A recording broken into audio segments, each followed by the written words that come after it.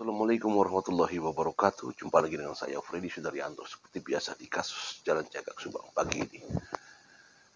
Pada saat nanti Bapak Yosep dan Ramdhanu masuk ke persidangan di pengadilan nanti di Kejari Subang, Pengadilan Negeri Subang,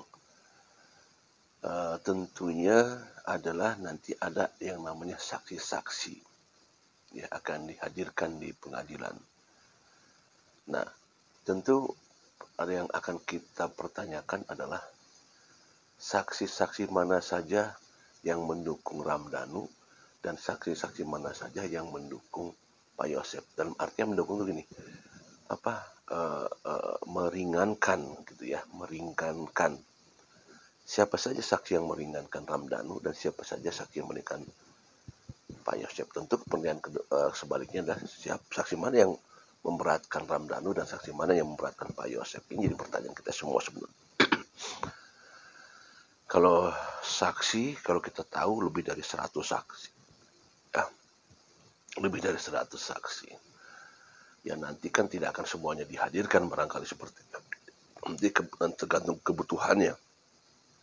Dan saksi mana yang diminta oleh masing-masing ya.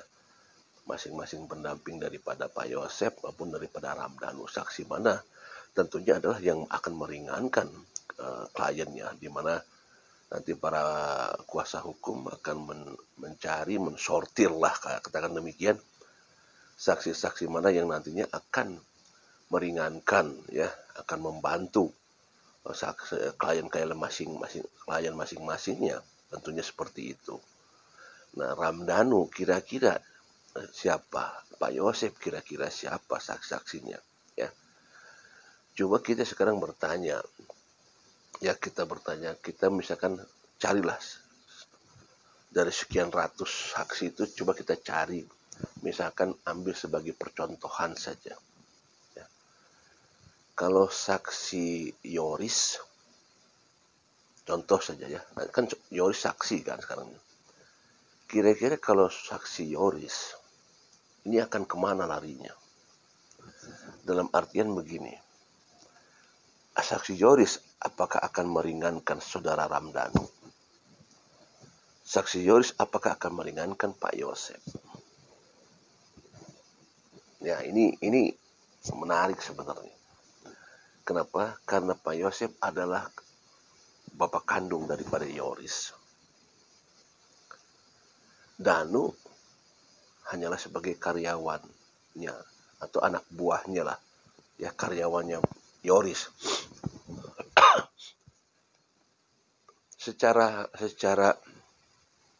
apa ya? Secara hubungan sebenarnya kan Pak Yosep adalah bapak kandungnya. Kalau secara nalar kita akan berpikir itu bapak kandungnya, berarti akan meringankan bapaknya dong, membantu bapaknya dong, itu bapak kandung. Ini secara nalar kita kan gitu kan ya. Secara nalar kita. Itu bapak kandungnya. Dhanu kan hanya karyawannya, ya. Itu secara nalar kita. Tapi gimana nanti yang akan terjadi sebenarnya di pengadilan? Apakah Yoris memang akan membantu bapaknya, Pak Yosep, atau akan membantu Ramdhanu sebagai karyawannya, mantan karyawannya? Coba kita sekarang flashback ke belakang, di mana kita lihat Kang Yoris sama Pak Yosep itu sering terjadi perseteruan dari awal-awal. Mereka saling menuduh, ya, saling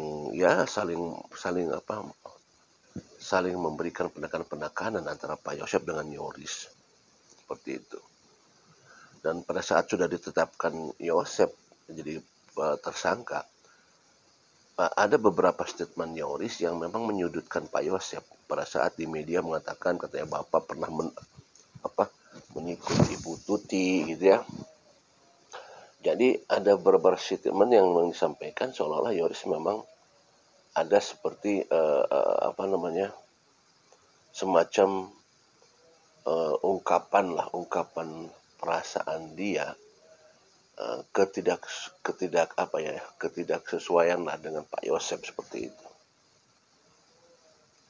Ya, sementara kita pun belum pernah mendengar Yoris untuk menekan Ramdhanu di media loh ya.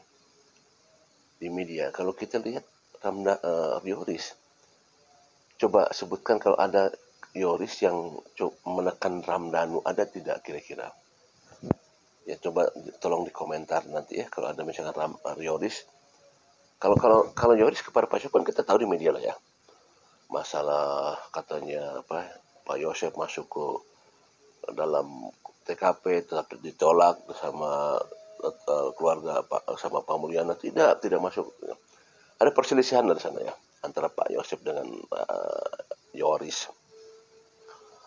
Walaupun pada akhirnya menyatu lagi dengan Pak Yosep.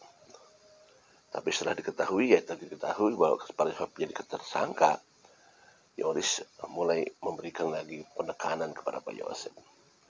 Tetapi kalau kepada Ramdhanu kita belum pernah dengar Yoris, ya. Karena pada akhir kita lihat ada kebersamaan di dalam musola antara Yoris dan Dhanu. Nah, coba nanti kita perhatikan kira-kira Yoris akan kemana pada saat nanti melakukan suatu kesaksian. Akan meringankan siapa, akan mendukung siapa di sana. Ini hal yang sangat dilematis sebenarnya kalau di depan jadi saksi. Oke, situlah saksi Yoris. 2 sekarang. Untuk saksi yang lain, misalkan siapa kira-kira yang akan misalkan dihadirkan di sana, dan kira-kira kalau kita mendukung siapa atau dengan siapa? Siapa lagi saksi misalkan? Wahyu. Apakah Wahyu? Kita cari yang berhubungan saja ya. Wahyu kan berhubungan dengan Pak Yosep. Wahyu berhubungan dengan Ramdhanu, terutama di sekolah. Pak Yosep ya sering mengontrol sekolah, segala macam. Ramdhanu sama-sama satu pekerjaan dengan Wahyu. Nah, kira-kira Wahyu, kalau dimintakan kesaksian, bagaimana Ramdhanu di sekolah, bagaimana Pak Yosep di sekolah, akan cenderung kemana nanti Wahyu? Ya. Akan cenderung kemana Wahyu nanti? Akan meringankan siapa? Ini pun sama dilematis. Satu adalah bosnya, satu adalah teman kerjanya. Seperti itu. Ya. Itu adalah kesaksian saksi. Akan meringankan siapa? Kemudian coba kita ke Pak Kades. Apakah Pak Kades pernah jadi saksi? Katanya sih pernah diwawancara juga ya.